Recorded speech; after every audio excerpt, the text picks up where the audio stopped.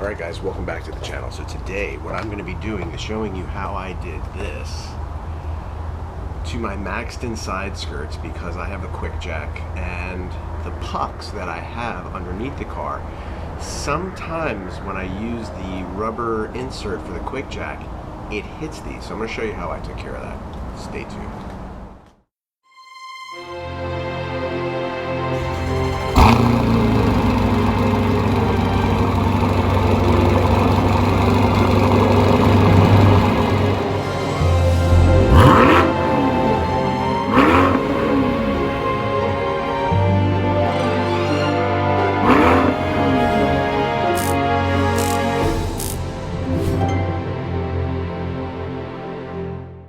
I'm not sure if you can even see, but under here, this is the Maxton side skirt. And right about here is where my lift puck is. But you can't even see it because this little lip here. So what I'm going to do is I'm going to take my oscillating saw and about here, I'm going to make a notch, cutting this, and then I'm going to remove this piece, giving me about a foot of clearance up to about where there's a rounded out area here. Now, I had gone over something and it actually broke a big piece of this. It has not affected the integrity of this side skirt because it is riveted in really well. So I'm pretty much going to take this whole piece off here. I don't think you even need it. And then I'm going to do the same kind of clearance on the back side where the other puck is, just so that when the quick jack goes under here, I can pull it in and out with the rubber lift puck or lift piece without it hitting this and having to like lift this, just to make life a little bit simpler. Alright, so stay tuned, I'll show you how I do it. Alright, so right about here there's a bend. I'm going to make a little notch a couple inches behind it. The puck is here, but I'm going to give this some clearance so that I can move this in and out fairly easily, and that will still keep and maintain a little bit of rigidity of this skirt, although to be honest with you, it ain't going anywhere. And if it does, I'll just replace it. So, alright, let's see if this makes it a little better and easier to see what the heck we're doing here. Oh yeah, that should be better. Okay, so I'm using the skirt. I'm letting this thing flat just right along that edge here, and so I'm not going to cut anything on the car because there's nothing on the other side here to worry about as I pull this piece down.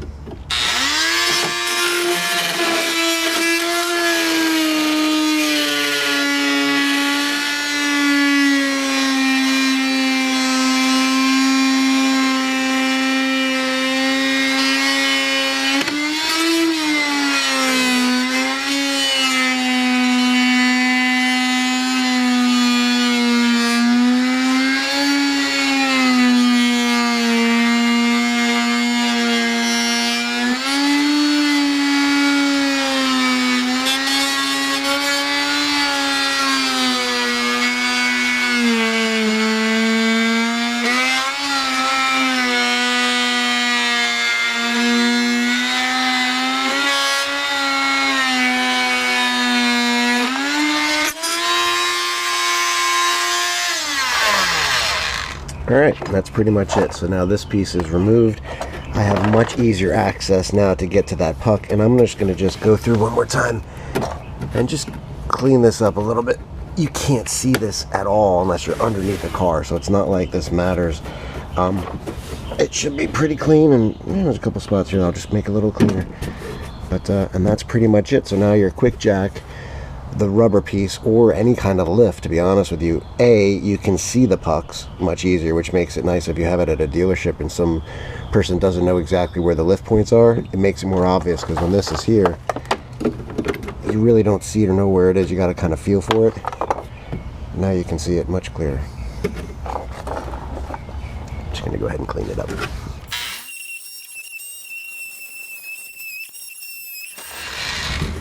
Alright, now that's good enough. It really doesn't matter. On the other part, so for instance when we get to the back, I'm going to make sure that the cut is going on an angle this way, so that, and not really for aerodynamics, but if something were to touch it or something as you're going over it, it would glance off it this way, versus if I have a sharp angle this way, I'm going to have an angle going this way. This side doesn't matter because this is the back end, so things go this way. Well, we'll go ahead and do the back part now. Alright, so we're in the back part now.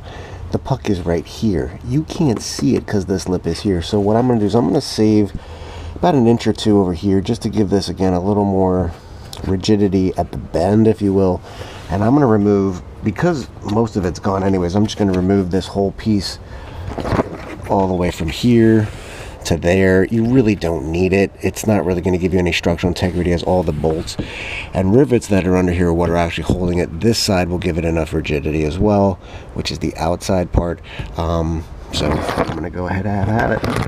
All right. I love this tool. This is a great tool.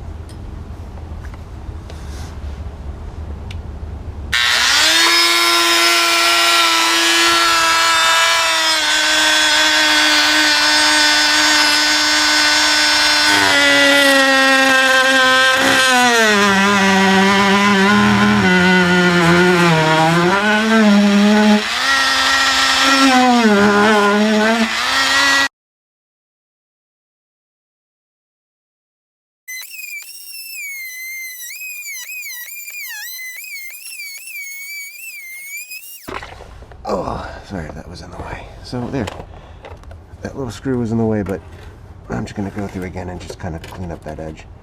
Get a little bit of this burring off and the rest of this plastic part over here.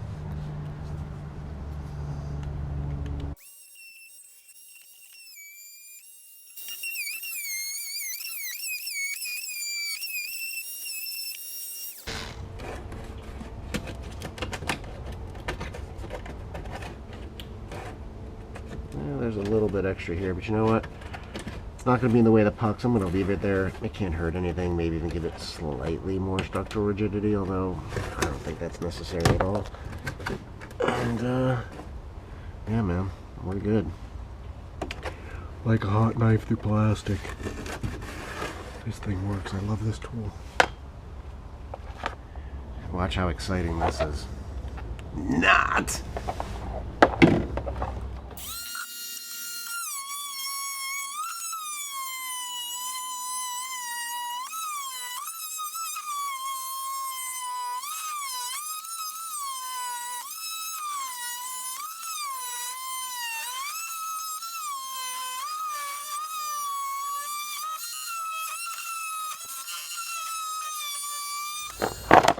Alright, and that's that. So, some of you may be wondering, why didn't you do it while it was on the lift?